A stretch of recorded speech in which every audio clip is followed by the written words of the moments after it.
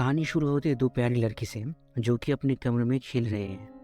एना और एल्सा दोनों बहनें हैं, जिसमें से एल्सा के पास मैजिकल पावर्स हैं।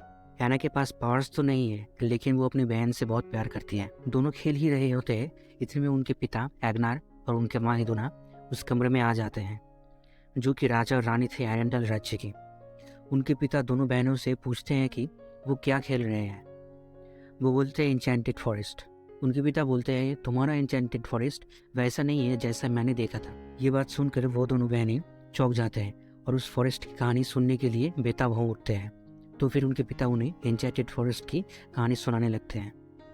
उत्तर दिशा की तरफ बहुत दूर और बहुत पुरानी एक जादुई जंगल है, लेकिन इस जंगल की जादुई ताकतें किसी गॉब्लिन या परियों की नहीं है। 4 बहुत शक्तिशाली स्पिरिट्स इस जंगल की सुरक्षा करते हैं। Spirit of air, spirit of fire, spirit of water, spirit of earth. जादुई ताकतों के अलावा नॉर्थुल्ड्रा के लोग वहाँ रहते थे। पूछते हैं कि क्या वो लोग मैजिकल थे। उनके पिता बोलते हैं कि नहीं, वो लोग जादुई नहीं थे। ये लोग सिर्फ जंगल की जादुई ताकतों का इस्तेमाल करके अपनी जिंदगी को जीते थे। उन लोगों की जीवन शैली हमसे बहुत अलग था, लेकिन फिर भी उन लोगों ने हमारी तरफ दोस्ती का हाथ बढ़ाया था।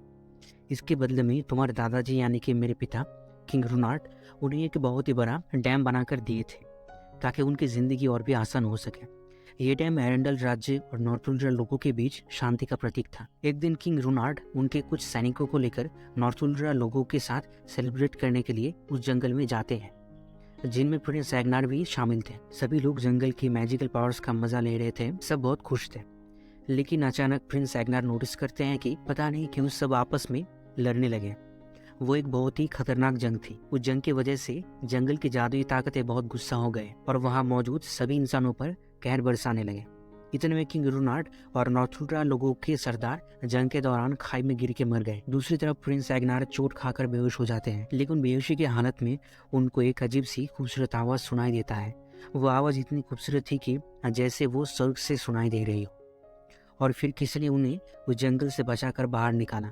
इसके बाद एक घने कोहरे ने अपनी बहुत मोटी दीवार उस जंगल के चारों तरफ बना लिया, जिसे भेद कर ना तो कभी कोई अंदर जा सका और ना तो कभी कोई बाहर निकल सका। एल्सा और एना को ये कहानी बहुत पसंद आती है, लेकिन उन दोनों बहनों के मन में बहुत सारे सवाल खड़े हो जाते हैं, जैसे कि प्रिंस एग्नार को उस दिन किसने बचाया था, उस जंगल और उसकी चारों स्पिरिट्स का क्या हुआ। सबसे जरूरी बात, नॉर्थुल्ड्रा लोगों ने एरेंडल के राजा और उसके सोल्जर्स पर हमला क्यों किया था, जबकि उन्होंने उन लोगों के भलाई के लिए वो डैम बना कर दिया था। एना और एल्सा बाद में अपनी माँ से ये सारे सवाल करते हैं, तो उनकी माँ बताती है कि उन्हें ये पता नहीं है। बातों ही बातों में बोलती है कि इन सब सवालों के जवाब सिर्फ एटा हलन के पास है। इस पे दोनों बहनें पूछती हैं कि एटा हलन क्या है, तो उनकी माँ बताती है कि वो जब छोटी थी तब उनकी माँ उन्हें एक मैजिकल रिवर के बारे में गाना सुनाई करती थी। वो एक ऐसी रिवर है जिसमें अतीत के सभी सवालों के जवाब छुपे हैं। ये सुनकर दोनों बहनें बहुत एक्साइटेड हो जाते हैं और उन्हें वो गाना सुनाने के लिए बोलती है। उनकी माँ राजी हो जाती है और उन्हें एक बहुत ही सुंदर गाना सुनाने लगती है, जो कि एटा हलन के बारे में है, जिसे सुनते धीरे धीरे दोनों बहनें सो जाती हैं। सीन यहाँ से शिफ्ट होकर हमें प्रेजेंट टाइम को दिखाया जाता है, जहाँ एल्सा राजमहल की बैल्कनी में खड़ी होकर पुरानी बातों को याद कर रही थी। इतने में वहाँ एक कर्मचारी आकर एल्सा को महल के अंदर आने के लिए रिक्वेस्ट करता है, ताकि वो बाकी मेहमानों से मिल सके। जब एल्सा अंदर जा रही होती है, तब अचानक से उसे कोई एक अजीब सी आवाज़ सुनाई देती है, जो कि आसपास की किसी को भी सुनाई नहीं दे रही थी। इसके बाद अगले सीन में हम एना को देखते हैं, जो कि अपनी दोस्त ओलफ के साथ एक फार्म में मजे कर रही थी। ओलफ एक स्नोमैन है जिसे एल्सा ने अपने मैजिक से बनाई थी, और अब वो एना और एल्सा की बहुत अच्छी दोस्त है। दूसरी तरफ हम 2 और मेन कैरेक्टर को देखते हैं, क्रिस्टोफ और स्वेन। स्वेन एक रेनडियर है और वो दोनों हमेशा साथ रहते हैं। हम ये भी देखते हैं कि क्रिस्टोफ एना से प्यार करता है और उसे मैरिज प्रपोजल देने के लिए खुद को प्रिपेयर कर रहा है। इसके बाद सब एक दूसरे से मिलते हैं और सेलिब्रेट करते हैं। अगले सीन में हम देखते हैं रात को जब एल्सा सो रही थी, तब उसे वही मिस्टीरियस आवाज सुनाई देती है। एल्सा इस आवाज की वजह से सो नहीं पाती है, तो वो उस आवाज का पीछा करने लगती है। कुछ दूर जाने के बाद एल्सा की पावर्स की वजह से आसमान में 4 रंगों की अजीब आकृति दिखाई देती है और फिर सब शांत। लेकिन इसके बाद एरेंडल राज्य में अजीब चीजें होने लगती हैं। पहले शहर के सारे कैंडल लाइट्स और दूसरी तरीके के लाइट्स बंद हो जाती हैं। फिर सारे के सारे वाटर सप्लाई भी रुक जाती है, यानी कि इंचेंटेड फॉरेस्ट में रहने वाले चारों स्पिरिट्स एल्सा के पावर्स की वजह से फिर से जाग चुके थे और वो एरेंडल शहर में आके लोगों को परेशान कर रहे हैं। खैर इसके बाद शहर में बहुत जोरों की हवाएं चलने लगती है, जिससे शहर के सभी लोग भाग के सामने वाले पहाड़ पर जाने लगते हैं। इसी बीच अर्थ स्प्रिट अपना प्रभाव दिखाने लगता है। फिर किसी तरीके से भाग के जब सभी सेफ जगह पर पहुंचते हैं, तब एल्सा एना से उस आवाज के बारे में बोलती है, जिसे सुनकर एना बहुत गुस्सा होती है, क्योंकि वो दोनों एक दूसरे के साथ सभी बातें शेयर करते हैं। लेकिन इस बात को एल्सा ने छुपा के रखा। खैर एल्सा इसके लिए माफी मांगती है और एना को बोलती है कि आवाज जो उसे सुनाई देती है, उसे ऐसा लगता है कि कोई उसे पुकार रहा हो, और इसी आवाज को सुनते हुए उसने इंचेंटेड फॉरेस्ट के स्पिरिट्स को जगा दिया है। एना इन बातों को सुनकर बहुत चौंक जाती है, क्योंकि एल्सा वही इंचेंटेड फॉरेस्ट के बारे में बात कर रही है जिसे उसने बचपन में अपने पिता से सुना था। इसी बीच वहाँ कुछ ट्रोल्स आ जाते हैं। ये ट्रोल्स इनके पुराने दोस्त थे। ट्रोल्स का सरदार एल्सा और एना के पास जाकर बोलता है कि एल्सा ने उन चारों स्पिरिट्स को जगाकर बहुत बड़े खतरे को बुलाया है। वो स्पिरिट्स बहुत गुस्से में है। एना पूछती है कि वो स्पिरिट्स इतने सालों बाद भी क्यों गुस्सा है, और एन्चेंटेड फॉरेस्ट के स्पिरिट्स के साथ एरेंडल राज्य का क्या संबंध है। इस पे ट्रोल का सरदार अपनी मैजिकल पावर्स का इस्तेमाल करके देखने की कोशिश करता है कि इन घटनाओं का कारण क्या है। तो उसे समझ में आता है कि एरेंडल राज्य सुरक्षित नहीं है और उन्हें इसका कारण ढूंढना पड़ेगा। अगर वो खतरे का कारण ढूंढकर उसे खत्म न कर पाए तो एरेंडल को तबाह होने से कोई नहीं रोक पाएगा। ये बात सुनकर एल्सा को सिर्फ एक ही बात सोचती है, उस मिस्ट्रियस आवाज का पीछा करना, क्योंकि उसे लगता है कि ये आवाज एक अच्छी एंटिटी है जो किसी अच्छे मकसद से उसे अपने पास बुला रही है। इसके बाद है ना सभी को लेकर उत्तर दिशा की तरफ यानी कि एन्चेंटेड फॉरेस्ट की तरफ जाने लगती है। कुछ दिन के लगातार चलने के बाद वो लोग उस जंगल के सामने पहुंचते हैं। वहां पहुंचकर वो देखते हैं एक बहुत बड़ी कोहरे का दीवार उस जंगल को घेर के रखा है। पहले क्रिस्टोफ उस कोहरे के अंदर घुसने की कोशिश करता है, लेकिन उसे उस कोहरे का दीवार बाहर धकेल देता है। इसे देख ओलाफ को बहुत मजा आता है और वो बार बार उस कोहरे की दीवार से जाकर टकराता है। इसके बाद एल्सा आगे बढ़ती है और जब वो कोहरे की उस दीवार को छूती है तभी कोहरा पीछे हट जाता है और अंदर जाने का रास्ता खुल जाता है। मानो वो कोहरे का दीवार एल्सा के लिए ही इंतजार कर रहा था। अंदर जाती ही वो दीवार फिर से बंद हो जाती है और वो लोग भी अब अंदर फंस चुके थे। अंदर जाने के बाद वो जंगल को एक्सप्लोर करने लगते हैं। एना और क्रिस्टोफ पुराने डैम को भी ढूंढ लेते हैं जिसे उनके दादाजी ने बनाया था। अगले सीन में हम देखते हैं एयर स्प्रिट इन पर हमला कर देता है। कुछ देर बाद एक एक करके सभी को छोड़ भी देता है, लेकिन वो एल्सा को नहीं छोड़ता। इसी बीच एल्सा अपनी मैजिकल पावर्स का इस्तेमाल करती है, जिससे एयर स्प्रिट शांत हो जाता है और एल्सा के पावर्स की वजह से वहाँ पे काफी सारे आइस स्टैचूज बनने लगते हैं, जो कि असल में अतीत में घटी कुछ घटनाओं के जीते जागते तस्वीर जैसा था। इतने में एयर स्पिरिट शांत हो जाता है और इनके साथ खेलने लगता है। एना एयर स्पिरिट का नाम गैल रखती है। इसके बाद एयर स्पिरिट एना और एल्सा को एक स्टैचू के सामने लेके आता है। ठीक से देखने पर उन्हें समझ में आता है कि वो उनके पिता का स्टैचू था और साथ में एक लड़की भी थी जो उनके पिता को बेहोशी की हालत में लेके जा रहे थे। यानी कि उनके पिता ने जो कहानी बताई थी जिसमें उनके बेहोश होने के बाद कोई उन्हें बचाता है, लेकिन उन्हें पता नहीं चलता है कि किसने। यही वो लड़की थी जिसने उनके पिता को बचाई थी, जो कि एक नॉर्थ उल्टा लोगों में से ही एक थी। इतने में एक तरफ से नॉर्थ उल्टा के लोग और दूसरी तरफ से एरेंडल के लोग वहाँ आ जाते हैं, जो कि इतने साल से इसी जंगल में फंसे हुए थे और एक दूसरे से बस लड़ रहे थे। नए लोगों को देखकर कुछ देर के लिए सब चौंक जाते हैं, लेकिन फिर से एक दूसरे के साथ लड़ने लगते हैं। इसी बीच लड़ाई को रोकने के लिए एल्सा अपनी मैजिक का इस्तेमाल करती है, जिसे देख सब हक्के बक्के हो जाते हैं। तो मास्टर ओलाफ सबके कॉन्फ्यूजन को दूर करने के लिए सामने आता है और एक एक करके एल्सा और एना की पूरी जीवन कहानी उन सबको सुना देता है, जिसे सुनकर कभी तो वो लोग इमोशनल तो कभी वो लोग और ज्यादा कॉन्फ्यूज हो जाते हैं।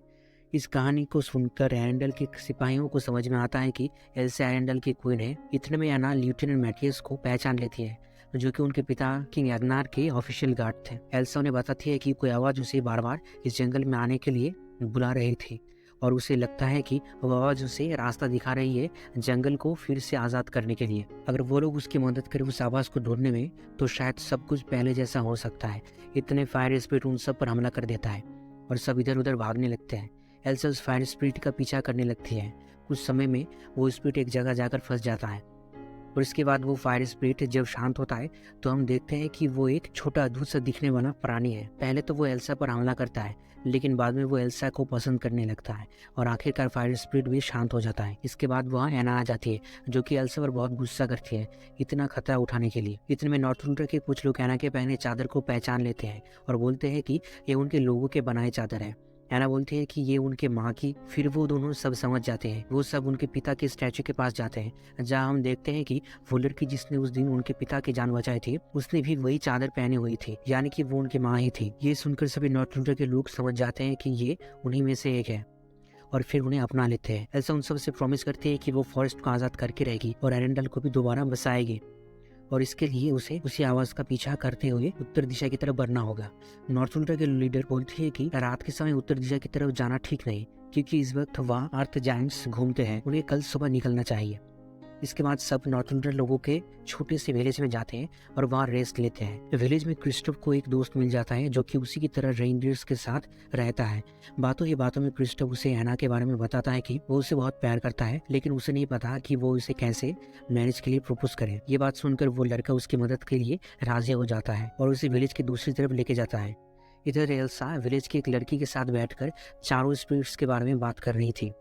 वो लड़की बोलती है कि इस फॉरेस्ट में 4 स्पिरिट्स रहते हैं, लेकिन एक 5वां स्पिरिट्स भी एग्जिस्ट करता है जो कि इंसानों और जादुई दुनिया को मिलाने का काम करेगा। एल्सा पूछती पर वो 5वां स्पिरिट क्या है। इस पे वो लड़की वही बात बोलती है जो कि एल्सा और एना के माँ ने भी बोली थी, यानी कि रिवर ऑफ एटाहलन। वो लड़की बोलती है कि कोई अगर उस मैजिकल रिवर तक पहुंच जाए तो उसे अतीत और वर्तमान के सभी सवालों के जवाब मिल सकते हैं। इतने में वहाँ अर्थ जायंट्स आ जाते हैं, जिसे देख विलेज के सभी छुप जाते हैं। वो अर्थ जायंट्स बहुत बड़े थे। वो विलेज के पास से होकर चले जाते हैं। एल्सा समझ जाती है कि उसे अब और रुकना नहीं चाहिए और वो रात को ही उत्तर दिशा की तरफ जाने का फैसला करती है। अब एना उसको अकेले नहीं छोड़ सकती है, तो वो भी जाने के लिए रेडी हो जाती है। ओलाफ आकर बताती है कि क्रिस्टोफ विलेज के एक लड़के के साथ जंगल के दूसरी तरफ गया हुआ है, तो एना और इंतजार करने के लिए नहीं रुकती। फिर एल्सा, एना और ओलाफ उत्तर दिशा की तरफ जाने लगते हैं। दूसरी तरफ क्रिस्टोफ उस लड़के के साथ और काफी सारे रेंजर के सामने एना को प्रपोज करने की प्रैक्टिस कर रहा है। इसी बीच उन्हें कोई उनकी तरफ आता हुआ दिखता है। उन्हें लगता है कि वो एना है। वो अपना बेस्ट देकर उसे प्रपोज कर देता है, लेकिन हम देखते हैं वो एना नहीं, विलेज का लीडर वो औरत है। वो औरत बताती है कि एना और एल्सा उत्तर दिशा की तरफ बहुत पहले निकल चुके हैं और अगर वो चाहे तो विलेज के लोगों के साथ आ सकता है। वो लोग पश्चिम की तरफ निकलने वाले हैं। क्रिस्टोफ सुनकर बहुत ही निराश हो जाता है। उसे एना की बहुत याद आने लगता है। दूसरी तरफ एल्सा, एना और ओलाफ उस आवाज का पीछा करते हुए उत्तर दिशा की तरफ काफी आगे आ चुके थे। एल्सा उस आवाज का नकल करते हुए जा रही थी और साथ में ओलाफ भी उसका नकल कर रहा था, जिससे एना और फायर स्पिरिट को बहुत झटके लग रहे थे। इतने में वहाँ गैल यानी कि एयर स्पिरिट आ जाता है और एक खंडर सी जहाज की तरफ उनका ध्यान खींचता है। वो लोग उस जहाज के पास जाकर देखते हैं कि वो जहाज उनके राज्य का है और सिर्फ उनके राज्य का नहीं, ये वही जहाज है जिसमें 6 साल पहले उनके माता पिता समुद्री यात्रा में निकले थे। अब सवाल उठता है कि ये शिप कोहरे की दीवार को भेदकर जंगल के अंदर कैसा आया। तो इसका जवाब हमें ओलाफ के मुंह से मिलता है कि वो कोहरा किसी बेजान वस्तु को नहीं रोकता है, यानी कि ये शिप जब जंगल के करीब आया था तब इसके अंदर कोई भी नहीं था। शिप में थोड़ा ढूंढने के बाद उन्हें एक मैप मिलता है, जिससे उन्हें पता चलता है कि डार्क सी से होकर वो लोग एटाहलन के रिवर को ढूंढने के लिए निकले थे। इसके बाद एल्सा अपनी मैजिकल पावर्स का इस्तेमाल करके उनके माता पिता के आखिरी वक्त का स्टैचू क्रिएट करती है, ये जानने के लिए कि उस जगह पर क्या हुआ था। तो हमें पता चलता है कि उनके माता पिता एल्सा के पावर्स को जानने के लिए ही एटाहलन की तलाश में निकले थे। हम देखते हैं उनके माता पिता को समुद्र के किसी तूफान ने निगल लिया था और आखिरी वक्त तक वो दोनों एक दूसरे के साथ थे। इसे देख वो दोनों बहनें बहुत दुखी हो जाते हैं और एल्सा खुद को अपनी माता पिता के मौत का जिम्मेदार मानने लगती है। फिर एना उसे समझाती है कि उनके माता पिता के लिए गए डिसीजंस का वो जिम्मेदार नहीं है, बल्कि वो एक तोहफा है नेचर का। नेचर ने उसे इतनी सारी शक्तियां दी है। अगर इस फॉरेस्ट को कोई फ्री कर सकता है तो वो सिर्फ एल्सा खुद है। उसे एल्सा पर पूरा भरोसा है। इस पे एल्सा शांत होती है और वो फिर एटाहलन की तलाश में जाने का फैसला लेती है, लेकिन वो एना को बोलते हैं कि वो अकेला ही एटाहलन के लिए जाएगी, क्योंकि डार्क से बहुत खतरनाक है और अगर एना उसके साथ जाएगी तो उसकी जान को खतरा हो सकता है और वो एक साथ दोनों को बचा नहीं पाएगी। एना इस बात पर बिल्कुल भी राजी नहीं होती है। कुछ देर बहस के बाद एल्सा अपनी ताकत का इस्तेमाल करके एना और ओलाफ को विलेज की तरफ रवाना कर देती है। फिर इसके बाद खुद अकेले एटाहलन के सफर पे निकल पड़ती है। इधर एना इतनी आसानी से हार मानने वालों में से नहीं थी। वो ओलाफ का हाथ लेती है और एक पेड़ पर फंसाकर रोकने की कोशिश करती है, लेकिन होता ठीक इसका उल्टा है और वो पास के नदी में जाकर गिरते हैं। ओलाफ और एना दोनों एल्सा पर बहुत गुस्सा थे, क्योंकि उसने फिर से एना को खुद से दूर कर दिया था और खुद अकेला ही मुसीबत का सामना करने निकल पड़ी।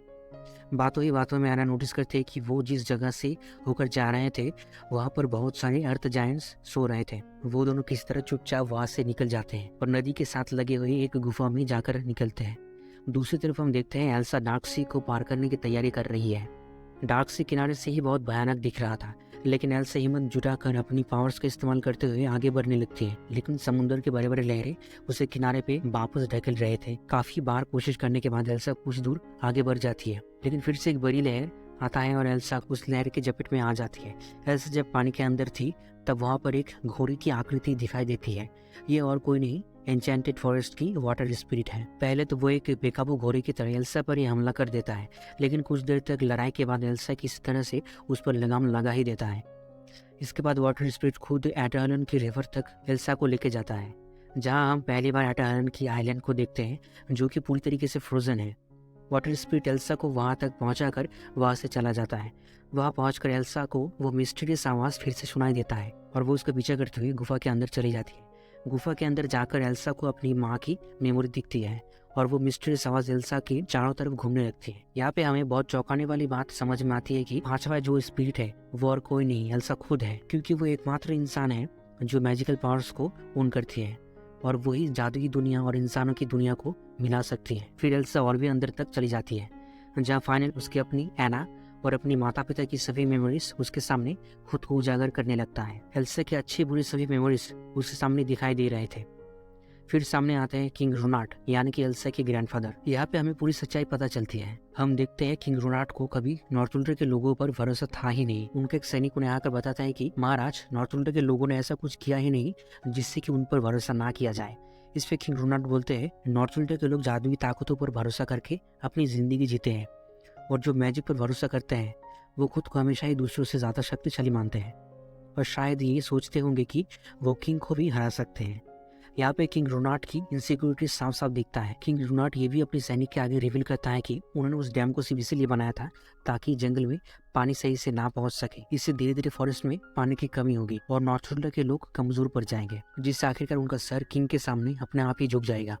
इसके बाद वो नॉर्थुल्डर लोगों के लीडर पर पीछे से हमला कर देता है और यहीं से एरेंडल के सैनिक और नॉर्थुल्डर लोगों के बीच जंग की शुरुआत हो जाती है। इतने में उस जगह की कड़ी ठंडी के कारण एल्सा जमने लगती है। वो किसी तरह से बस अपना आखिरी मैजिक इस्तेमाल करती है और एना तक अपना मैसेज भेजती है। अगले सीन में हम देखते हैं एना और ओलफ अभी भी उस गुफा से निकल नहीं पाए हैं। उनके कुछ दूर जाते ही एल्सा का भेजा हुआ मैसेज पहुंच जाता है, जो कि एक स्टैचू की आकृति बन जाती है, जिसे देखकर एना धीरे धीरे सब समझ जाती है। वो ये भी समझ जाती है कि अगर फॉरेस्ट को फ्री करना है तो डैम को तोड़ना होगा। एना को ये भी पता था कि अगर डैम को तोड़ा गया तो पानी की लहरें आगे बढ़कर एरेंडल राज्य को तबाह कर देगा। यहाँ हमें ये भी समझ आ जाता है कि शुरू में इसीलिए सभी स्पिरिट्स ने एरेंडल पर हमला किया ताकि सब लोग वहाँ से निकल जाए और जब डैम को तोड़ा जाए तब सभी सुरक्षित रहे। एना ओलफ के साथ ये सब बात कर ही रही थी कि हम नोटिस करते हैं एलाफ के शरीर से धीरे धीरे बर्फ की रुएं हवा में बहकर जा रहा है। एना और ओलाफ समझ जाते हैं कि एल्सा शायद अब नहीं रही, क्योंकि एल्सा के मैजिक से ही ओलाफ जी रहा था और एल्सा ही जिंदा नहीं थी तो ओलाफ भी अब धीरे धीरे मर रहा था। और कुछ ही देर में हमारा प्यारा ओलाफ एना को अकेले छोड़कर चला जाता है। बहुत देर तक उस गुफा में बैठकर रोने के बाद एना उठती है और धीरे धीरे उस गुफा से बाहर निकलने के लिए आगे बढ़ती है। गुफा से बाहर निकलकर उसकी नज़र सबसे पहले डैम पर पड़ती है। फिर वो तय कर लेती है कि किसी भी तरीके से वो उस डैम को तोड़ देगी। सबसे पहले एना अर्थ जायंट्स के पास जाती है और वहां जाके उन्हें जगाती है और फिर उनको अपनी पीछे भी चलाती है, लेकिन वो ज्यादा दूर तक नहीं जा पाते हैं और जायंट्स उसे पकड़ लेता है। वो एना को कुचलने ही वाले होते हैं। इतने में हमारा हीरो क्रिस्टोफ अपनी रेनडियर की सवारी करते हुए वहां पहुंच जाता है और एना को बचा लेता है। फिर वो दोनों डैम तक पहुंचते हैं, जहाँ फिर लेफ्टिनेंट मैथियस और एरेंडल राज्य के बाकी सोल्जर्स एना को रोक लेते हैं ताकि वो उन जायंट्स को डैम तक नहीं पहुंचा सके। लेफ्टिनेंट मैथियस और उन सोल्जर्स ने ये प्रतिज्ञा दी थी कि किसी भी हाल में वो उस डैम की सुरक्षा करेंगे। एना उन सबको एल्सा की मैसेज के बारे में समझाती है और ये भी बताती है कि एल्सा अब नहीं रही, किसी और की जान जाए इससे पहले उस डैम को तोड़ देना जरूरी है। फिर बहुत समझाने के बाद वो सब मान जाते हैं और एना की मदद करने लगते हैं। इसके बाद वो जायंट्स वहाँ आते हैं और एना की तरफ पत्थर फेंकना शुरू कर देते हैं, जिससे डैम टूटने लगता है। डैम के टूटते ही चारों स्पिरिट फिर से इकट्ठा होते हैं। दूसरी तरफ एल्सा अनफ्रीज होकर वापस जिंदा हो जाती है। इधर डैम का पानी जंगल से होकर बहुत तेजी से एरेंडल राज्य की तरफ बढ़ रहा होता है। इतने में हम देखते हैं कि एल्सा वाटर स्पिरिट की सवारी करते हुए उस बड़ी सी नहर से पहले एरेंडल तक पहुंचकर अपनी मैजिक से उस पानी को रोक देती है। अगले सीन में हम देखते हैं जंगल से वो कोहरे का दीवार धीरे धीरे गायब हो जाता है। जंगल से पशु पक्षी और सभी लोग बाहर निकलते हैं। एना बहुत दुखी थी क्योंकि उसे लग रहा था कि एल्सा अब नहीं रही, पर कुछ समय बाद एयर स्पिरिट एना को समुद्र के किनारे लेके जाता है। एना को दूर समुंदर से कुछ आता हुआ दिखता है। फिर एना की खुशी का ठिकाना नहीं रहता है और दोनों बहनें एक दूसरे से मिलते हैं। फिर एल्सा ओलाफ को दोबारा से क्रिएट करती है। ओलाफ दोबारा जिंदा होकर फिर से अपनी बकबक चालू कर देता है। इसके बाद क्रिस्टोफ को वो मौका मिलता है जिसका इंतजार वो बहुत समय से कर रहा था। वो एना को शादी के लिए प्रपोज कर देता है। एना खुशी के मारे रोने लगती है और एक्सेप्ट कर लेती है। इसके बाद अर्थ जायंट्स वहाँ आकर एल्सा और एना से बहुत प्यार से पेश आता है। अगले सीन में हम देखते हैं नॉर्थर्न लोगों के लीडर एल्सा को उसी फॉरेस्ट में रहने के लिए बोलती है, क्योंकि एल्सा खुद फिफ्थ एलिमेंट है और वो इस फॉरेस्ट में ही ज़्यादा बिलोंग करती है। फिर कुछ दिन बाद का समय देखा जाता है कि एल्सा फॉरेस्ट में ही रह जाती है और एना को एरेंडल राज्य की क्वीन बना देती है। एना अपने पिता और माँ की बचपन की स्टैचू राज्य के बीचों बीच स्थापित करती है। आखिरी सीन में हम एल्सा को वाटर स्पिरिट की सवारी करते हुए देखते हैं और मूवी यही एंड हो जाती है। अगर आपको ये वीडियो अच्छा लगा तो प्लीज़ मेरे चैनल एक्सप्लेनर नेटवर्क को सब्सक्राइब करिए। कमेंट कीजिए कि आगे कौन सी मूवी की एक्सप्लेनेशन अपने चैनल पे ना हो। Thanks for watching, have a nice day.